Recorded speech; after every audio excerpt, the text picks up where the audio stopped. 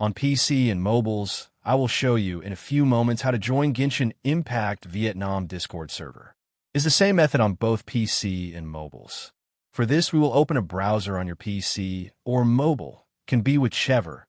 In my case, I will use Firefox. Now click on the URL bar and type this URL to be able to join this Discord server.